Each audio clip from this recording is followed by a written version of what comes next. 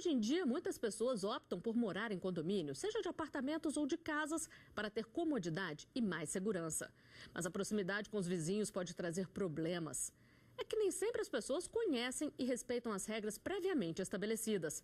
E o que começa como uma chateação pode virar uma briga na justiça.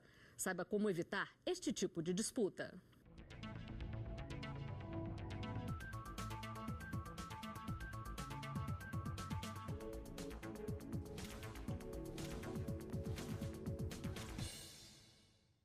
No programa Artigo 5º de hoje, vamos falar sobre as regras impostas por condomínios.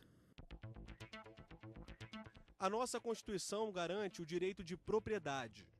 Mas até onde vão nossos direitos e onde começam os dos vizinhos? Para falar sobre o que pode e o que não pode ser feito por quem mora em condomínio, eu converso agora com Ana Carolina Bettini, advogada especialista em direito civil, e com Aldo Júnior, especialista em administração condominial. Obrigada por aceitarem o nosso convite. Doutor Aldo, gostaria de começar esclarecendo a diferença entre condomínio vertical e condomínio horizontal. É uma dúvida muito frequente, né? Existe uma diferença. Os condomínios horizontais são normalmente os de casa, que eles podem se dividir também em loteamentos, abertos ou fechados. E os verticais normalmente são os edifícios, né? As edificações. Agora, doutora Ana Carolina, vamos voltar a falar sobre legislação, então. Os condomínios são regidos por quais leis? Os condomínios são regidos primeiramente pelo Código Civil, que tem a maioria das regras. As que não estão no Código Civil estão na Lei dos Condomínios e das Incorporações Imobiliárias, que é uma lei anterior ao Código Civil, e então o que não estiver no Código Civil, a gente aplica ainda esta lei. E todo condomínio tem uma convenção que estabelece as regras a serem seguidas. O problema é que muitos moradores não se preocupam em saber o que diz esse documento.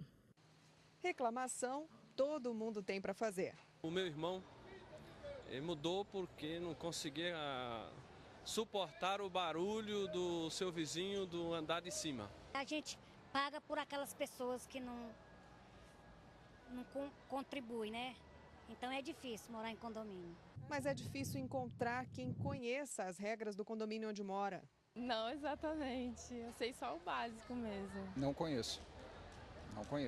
Para saber o que pode e o que não pode no prédio, o ideal é conhecer as normas antes mesmo de terminar a mudança. A primeira coisa que é feito é a gente passa o regimento interno, a convenção, né, do condomínio, para ficar a par de tudo o que acontece, o que pode e o que não pode ser feito dentro do condomínio. Os principais problemas do dia a dia de um condomínio envolvem geralmente barulho, desrespeito ou falhas relacionados a 4 temas: cachorro, carro, criança e cano.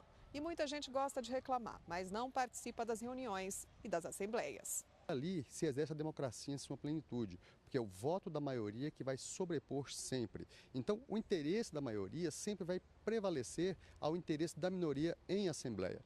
Algumas situações até chegam ao ponto de deliberações de assembleia sobreporem ao que dispõe a própria legislação. Para garantir a boa convivência, vale a pena prestar atenção em alguns detalhes. Quem tem cachorro, por exemplo, deve cuidar para que o animal não faça muito barulho. A brincadeira das crianças, especialmente em período de férias, deve ter hora e local adequados. Usar a vaga da garagem do vizinho sem autorização é proibido, mesmo que seja só por 1 minuto. A tranquilidade financeira também é importante, por isso, nada de atrasar a mensalidade.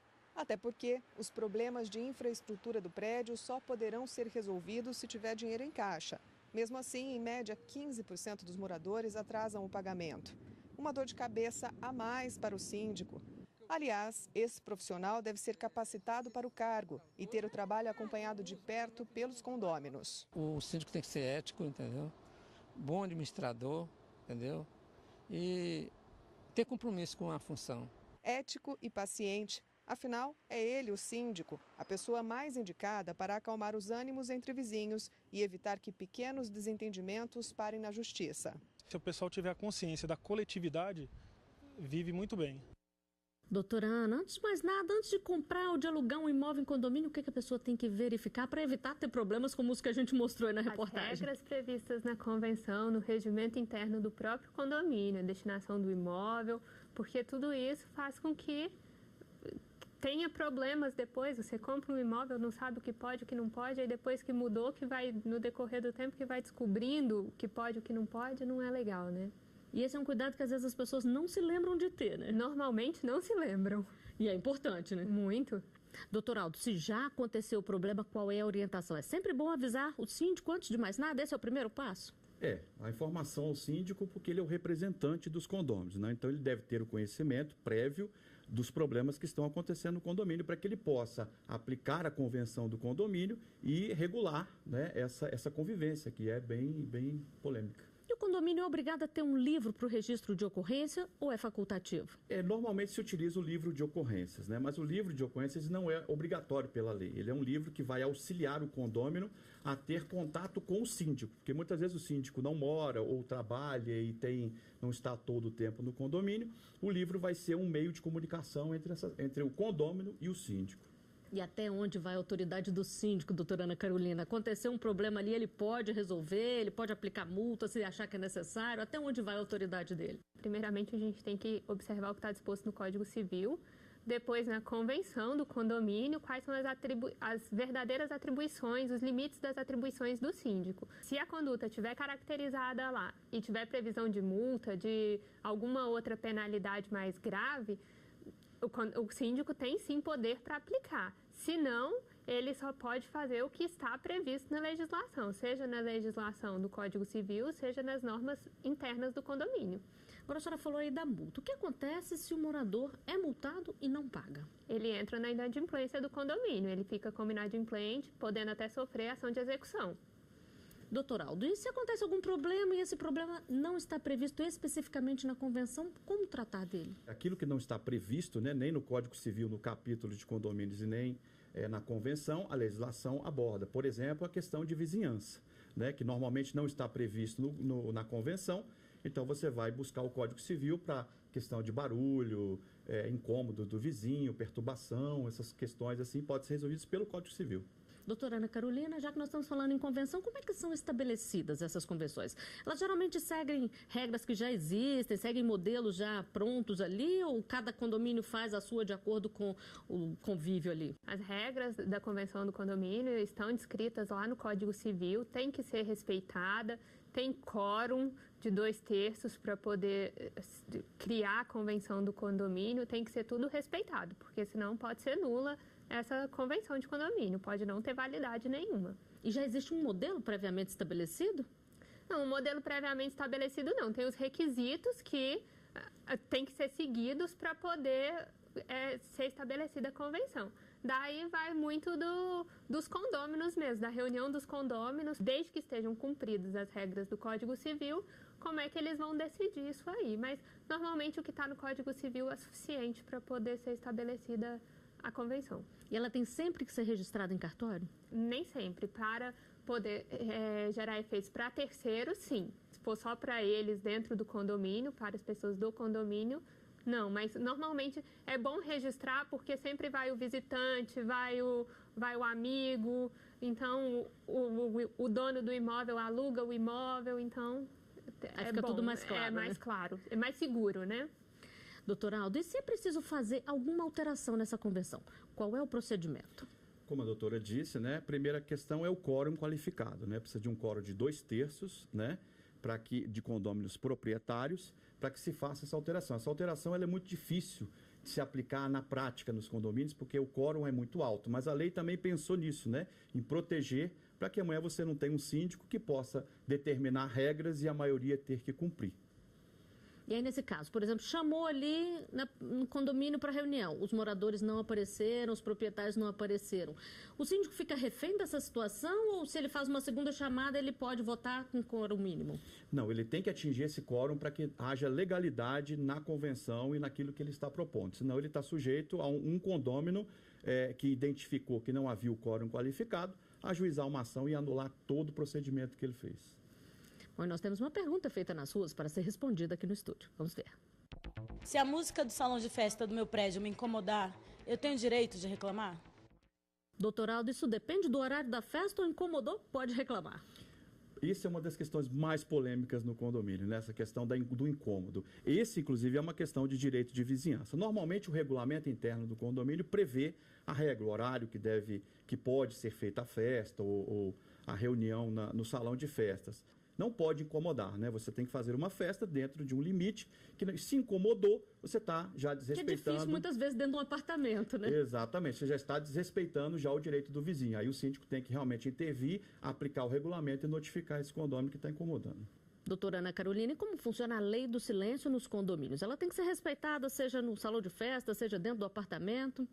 Bom, a lei do silêncio funciona dentro dos condomínios, deveria pelo menos funcionar como funcionaria em qualquer outro lugar, em qualquer outro ambiente residencial, já que todo mundo tem a obrigação de respeitar a lei do silêncio para tomar cuidado para não incomodar o vizinho, as outras pessoas que vivem. Ela funciona da mesma forma para todo mundo. Mesmo que você more numa casa na rua, que não é um condomínio, você tem que respeitar a lei do silêncio, porque senão você vai estar atingindo o direito do seu vizinho. Então, 10 horas da noite, se o vizinho se reclamar e achar ruim, lei do silêncio. Lei do silêncio. Bom, e outro barulho que incomoda muito é o das reformas. Vamos ver a dúvida de um telespectador. Existe legislação que permite fazer obras em apartamentos fora do horário comercial? Doutora Ana Carolina, como é que funciona nestes casos? A questão das obras nos apartamentos, isso aí normalmente também as convenções dos condomínios, elas prevêem justamente para poder evitar. Mas é bom que seja sempre feito no horário comercial, porque você vai incomodar os seus vizinhos. Às vezes, no domingo, está lá alguém batendo na parede do seu lado, ou em cima, ou embaixo, seja lá onde for, vai estar te incomodando.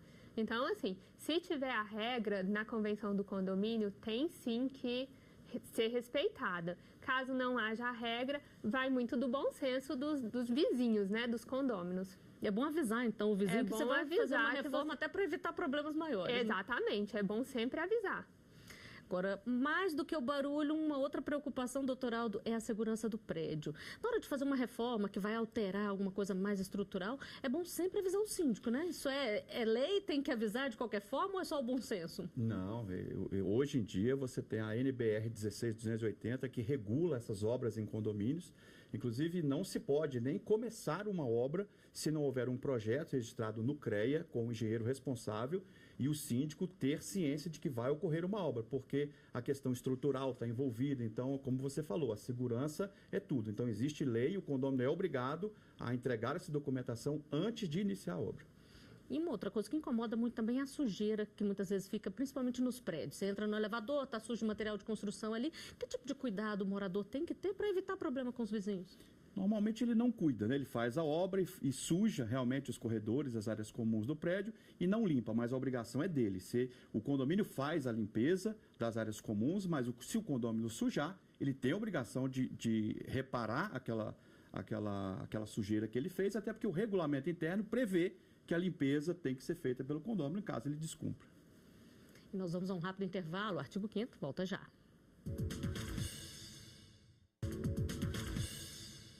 Estamos de volta com o artigo 5º. Hoje o tema da nossa conversa é a vida em condomínio.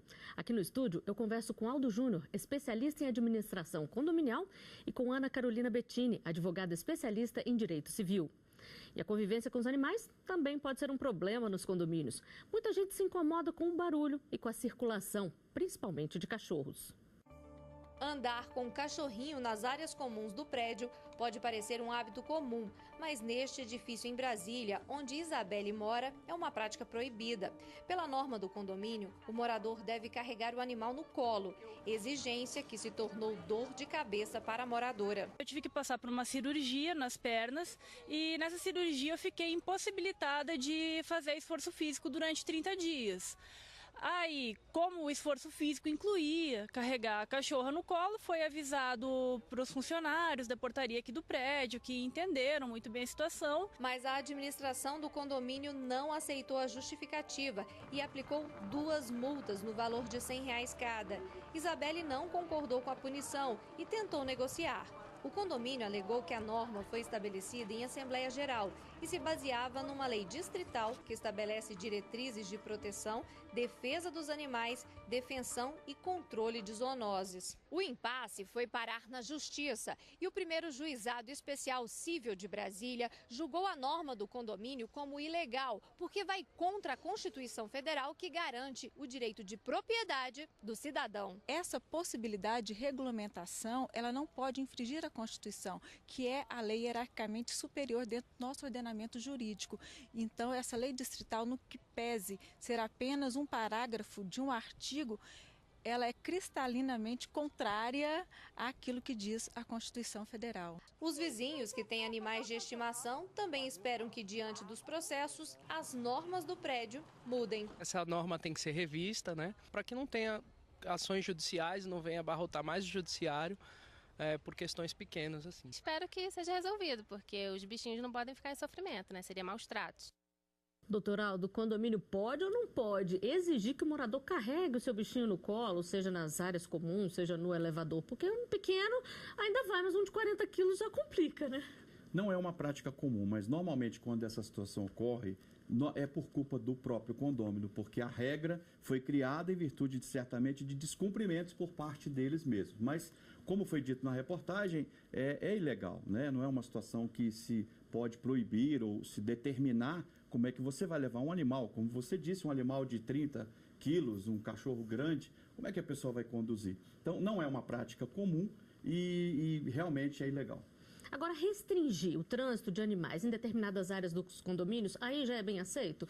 Por exemplo, pedir que não ande no elevador social ou que não vá num parquinho, por exemplo? Essa prática já é mais comum, né? De você restringir focinheira, colocação de focinheira quando o animal requer algum perigo para o terceiro. Isso já é uma prática mais comum e muito mais bem aceita pelos condomínios.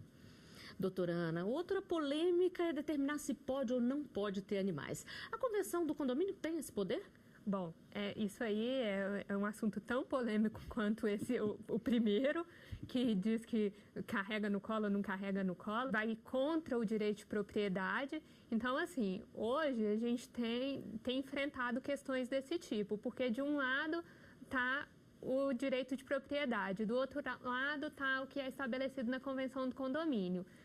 É complicado, é uma questão ainda bem polêmica. Ao meu ver, é inconstitucional. Então, se a pessoa vai, como a gente falou aqui no início do programa, vai alugar ou comprar, é bom ela saber se ela pode ter animal ali naquele condomínio, Sim, né? para evitar justamente esse tipo de transtorno, porque senão a pessoa vai ter, aí depois que já está morando lá, descobre que não pode, aí você vai ter que entrar com uma ação judicial para poder brigar, porque você não pode ou não pode ter o animal. Então, assim, é meio complicada essa situação. Para mim é inconstitucional, mas é bom observar as regras do condomínio para evitar dor de cabeça. E o condomínio ele tem que ser obrigado a avisar a pessoa que está entrando ali ou parte do próprio morador, do próprio inquilino, saber antes? Obrigação não tem. Quem tem que se informar das regras do condomínio para se enquadrar nas regras do condomínio é o morador.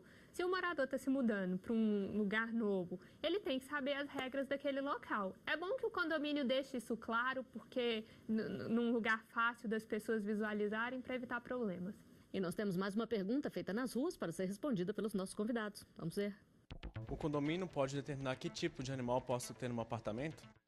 Doutora Ana Carolina, a gente já falou aqui do problema com os cachorros, mas tem muita gente que quer ter um animal exótico. A gente já viu casos de chinchila, cacatua e teve até um caso no Distrito Federal de um morador que tinha uma cobra no apartamento. Nesse caso, a convenção pode fazer determinações sobre o animal que pode ou não pode ter?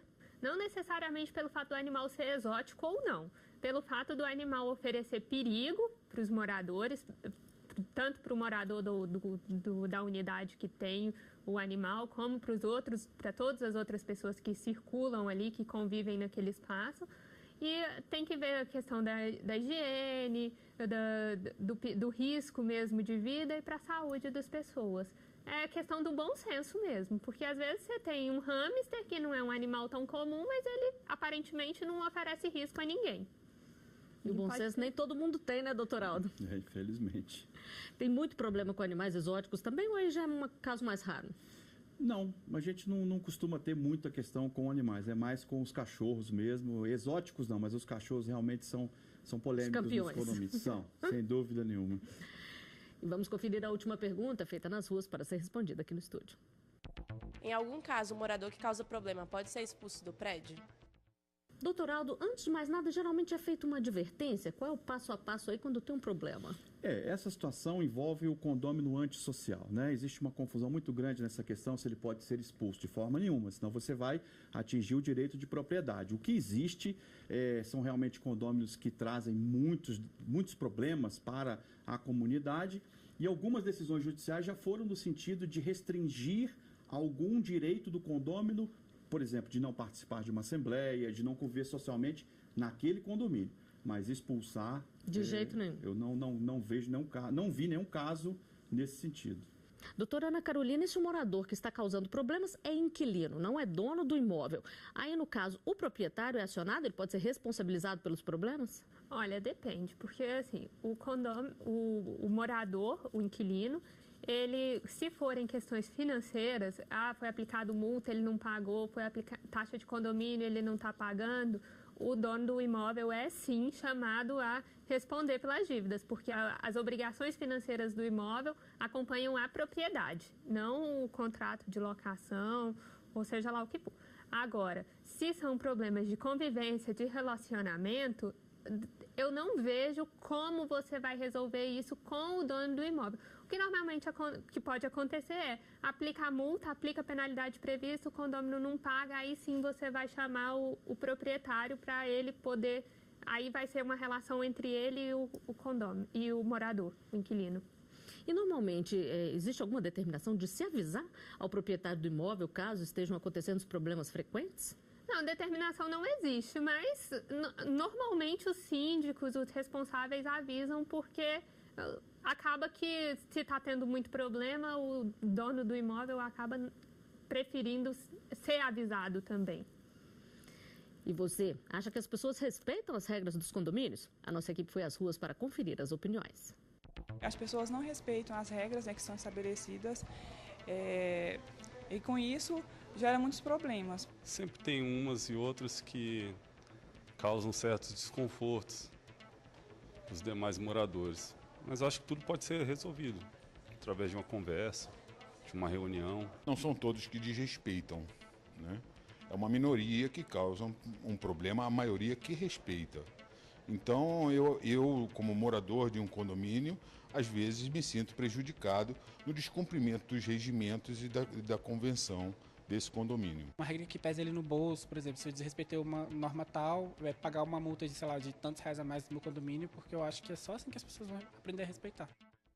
Doutor Aldo, multa ajuda a aprender a respeitar mesmo? É uma das soluções.